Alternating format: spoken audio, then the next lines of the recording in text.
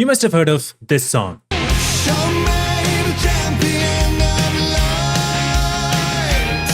Herald of Darkness is one of the most popular songs from video games in the recent times. And I had the opportunity to talk with the cast of Alan Wake 2 along with the creative director Sam Lake himself in my podcast Behind the Voice, where they described their experience with the musical.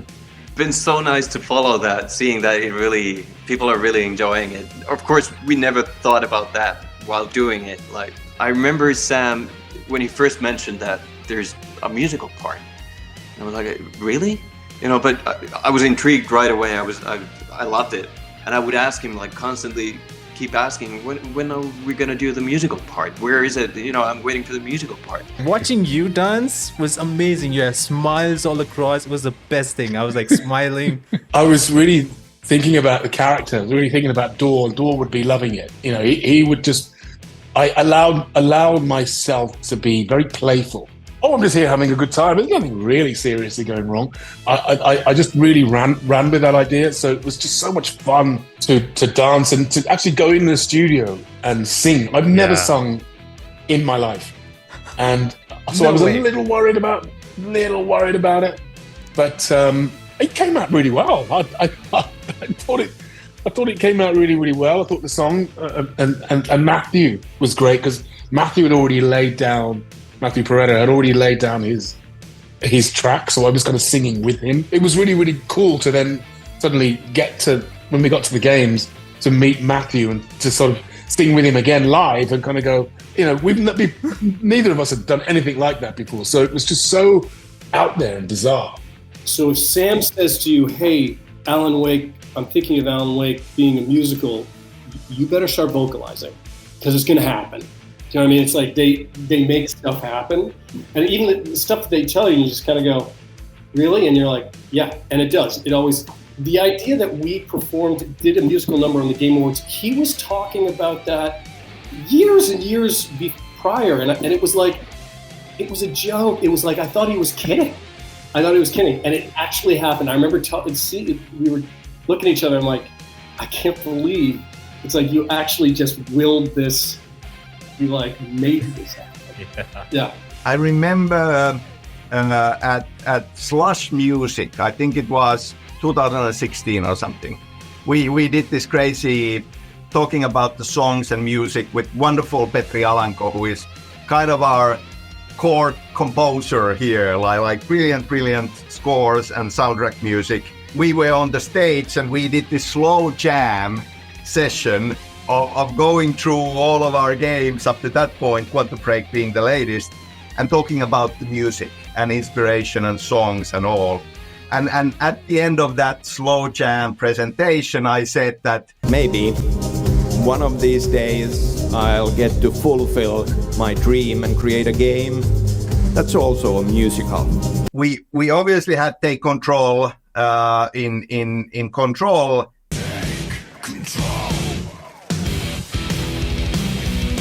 But I was trying to make a musical sequence for that also. Oh, wow. But it got scoped out. Like there was so many ideas and so much things, so it didn't fit in. And I was like, next time, next game. And that's one of these things that I do think that ultimately how the context of it in the dark place, this fever dream to begin with, and the talk show setting and all of these, it was a much better setting than what the ideas were for Control back in the day. So once again, a happy thing, not giving up, but there will be a time in the future when these will click into place and it will be even better than you dreamed about it in the first place. We started planning, I was talking with Marco and poets, figuring it out, like this should be about, like if it's the talk show, it's back and forth between Dor as the host and Alan Wake as a guest, and okay, then we'll have All Gods of Asgard as the studio band, and kind of the chorus, and this is the structure, the idea.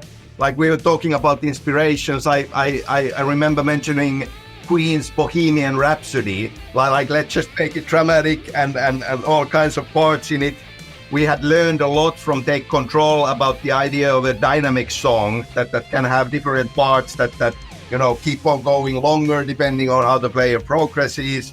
And because this is a talk show and he's the guest, it's about him and it's about his life. So we'll have 1, his childhood, 2, him as a celebrity writer rising to fame and having his fall, 3, the story of Alan Wake 1, and 4, his current situation trapped in the dark place.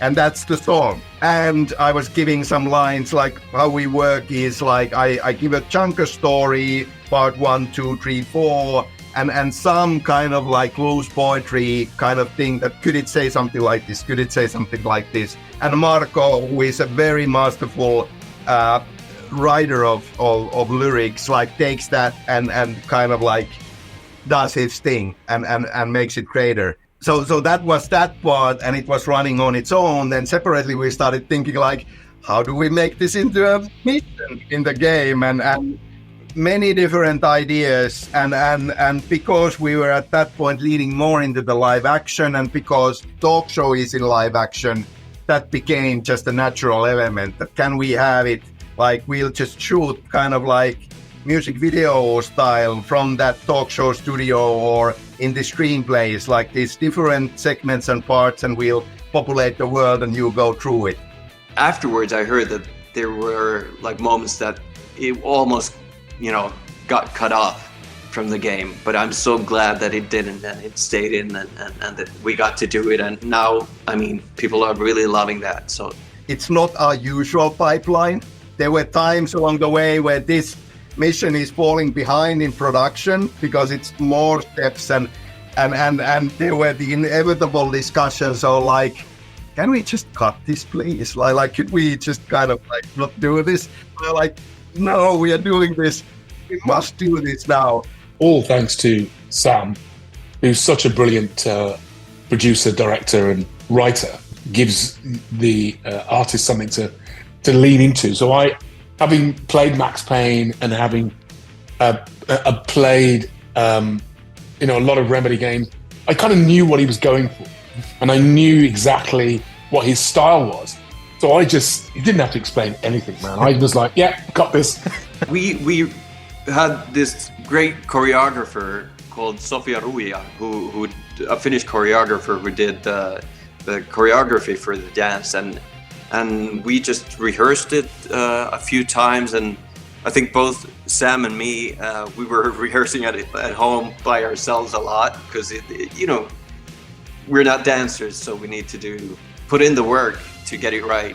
And for reference, what I wanted her to look at was the title sequence of Peacemaker, the TV show, Okay. which had kind of goofy, clumsy dancing, like it should be something like this. And the other thing was the kind of the calibration moves of a motion capture session, where you go like T-pose, move your hands, like all of these steps, and that as a video to her, that something like this. Ilkka will be dancing.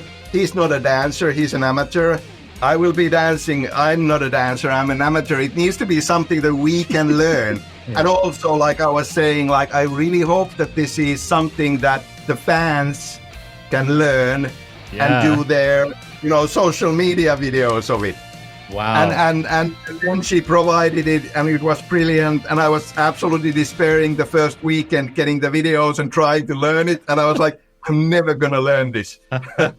And then we had professional dancers, the dark dressed dancers. They were professionals, so that was great. They would help us through it, and Sophia, the choreographer, was there and helped us. And I guess it was just practicing quite a lot and just shooting it, and so many times. We did like 2 days of filming those dancing or the musical parts. I remember one part that was surprisingly difficult for me. I had been doing the dance routine for so many times already that day, but once we had this part where I had the gun and the flashlight in hand, and suddenly, I don't know what happened, it really messed with my head, because the choreography became really difficult. Suddenly I would do the same thing, but just having those like items in my hand, those props, it just, I couldn't do it. It took like many takes to get it right. That was like really messing with my head. But we got it right finally, and you know, there are probably somewhere there are many versions of the dance that, you know, are pretty bad. But hopefully they stay somewhere people never see them. One of the interesting thing I think you mentioned in another interview is that you were in the studio with Words of the Fall. Oh, they're amazing. These guys are so talented and such good guys. I was a little nervous going in, and then actually when they all showed up on the Zoom, I was like, ooh, oh my God, it's, you know, hello, gentlemen. You know what I mean? It's like, and I had been listening to them because I'm listening to lead singer did the demo, right? So I'm hearing his voice throughout the whole thing, and we had a lot of fun doing it, and especially the jazz song was just awesome. They changed musical genres, right? So it's everything. It's like, and yet everything fits. It all fits. Everything is different, and yet it works. Absolutely works. And Ilkka's great in it. It's like, you know, it's his dancing, all of it is just fantastic. And it's this little moment you kind of turn the corner, and then it's like, you know.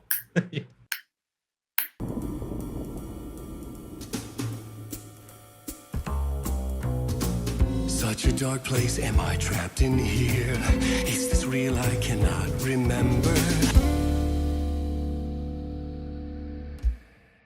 Okay, now we have a special surprise for you, live and exclusively here at the Game Awards. And then have to say, like Jeff Keighley, it's because of him that we were at Game Awards. He contacted us, he wanted it. We were like, we don't think that this can be done. But then we were talking and finding a way, and ultimately that then happened. It's wonderful. Knowing about it a couple of weeks before only that we were going to do this, and then it wasn't sure until quite close to the day that we actually performed. But yeah, we flew to Los Angeles and then rehearsed there for a couple of days, like 3 days before it, that same week, and then just did the thing. And we had some, you know, we had an excellent choreographer from LA to help us out with that version, and then just 12, you know, brilliant dancers from local dancers from LA to perform it with us, and that was just, yeah, great experience. What was really bizarre is that I don't think a lot of people in the room had played the game. Yeah. So they were also thinking, what the hell is going on here? It was a kind of double-edged sword. Those who knew loved it. Yeah. But I felt that there was a whole lot of people going, what is happening here? And kind of, you know, so it was a really strange night. Loads of people came up to us afterwards and were saying that was the best thing I've ever seen at the Game Awards. So it was great, and something like over 1 million, a lot of people watched it. So it was just an insane amount of people that had eyes on the show, and amazing to get an opportunity to perform in front of that big an audience. Something that not a lot of people kind of saw, but still was recorded, was you dancing as well on stage. David Harewood made that happen. He made that happen. I wasn't going to dance, and he was like, "Hey, wait a minute. What about Matt? He's dancing." And I had learned it before, so I was like, "Yeah, let's, you know, game on." It's amazing to be a part of something that's so relevant. You know what I mean? It's like you know, the older you get, it can be the less relevant you become, you know? And so, yeah, it's been an education for sure, and just an honor and super fun. I thought I would have been more nervous doing it, but it suddenly, I don't know, I just felt like I'm just gonna enjoy this. You know, this is like a once in a lifetime moment. I'm just gonna, you know, enjoy myself. Even though it doesn't probably look that way, because Alan's being pretty sort of serious. Yeah. And that's something that I've always enjoyed, like having this dance routine and dancing this choreography, and Alan always being sort of, that really cracks me up, like him being so serious. I really enjoy that part of it. And I think Sam was surprised as well. I mean, Sam kept emailing me and saying, "This is nuts. You know, we've been asked to potentially do something at the Game Awards. Would you potentially be free?" straight away I was laughing, saying, "Are you kidding me? I'm there in a heartbeat, in a heartbeat." So the whole thing just came together very quickly. Everybody was available, and it just went very smoothly. And it's just such a joy to be a part of it.